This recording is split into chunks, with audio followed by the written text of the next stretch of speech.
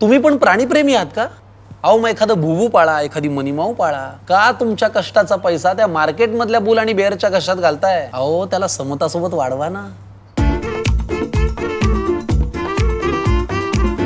समता पतसंस्था. टेन्शन नाही, रिटर्न्स निवडा.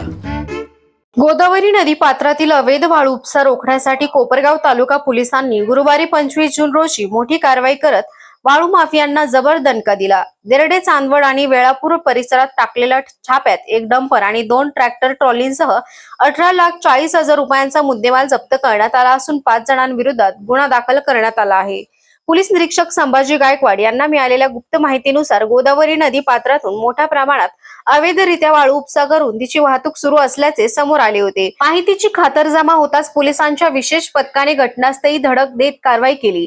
सर्वप्रथम देरडे, चांदवड परिसरातील वाळूची वाहतूक करणारा डंपर ताब्यात घेण्यात आला. त्यानंतर वेळापूर शिवारातील नदी पात्रात सुरू असलेल्या अवैध वाळू उपशावर छापा टाकण्यात आला. पोलिसांची चाहूल लागताच काही जणांनी घटनास्थळावरून पळ काढला, तर काहींना पोलिसांनी ताब्यात घेतले. या प्रकरणात विकास बाळासाहेब आरणे, यश दत्तात्रय कोते, सचिन मेहरखाम, राहुल चांगदेव पगारे आणि सोमेश गोरख शिंदे यांच्या विरुद्ध गुन्हे दाखल करण्यात आला आहेत.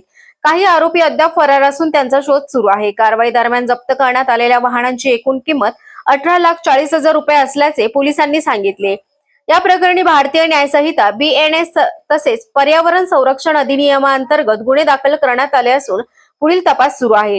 ही कारवाई पोलीस अधीक्षक सुदर्शन मुमक्का, अप्पर पोलीस अधीक्षक सोमनाथ वागचौरे आणि उपविभागीय पोलीस अधिकारी अमोल भारती यांच्या मार्गदर्शनाखाली पोलीस निरीक्षक संभाजी गायकवाड यांच्या नेतृत्वाखाली पार पडली. या पथकात police head constable MB Dahiphale, police constable आणि शेख अंबादास वाघ, जयदीप गवारे, राम खारतोडे आणि नवनाथ जाधव यांनी सहभाग घेतला होता.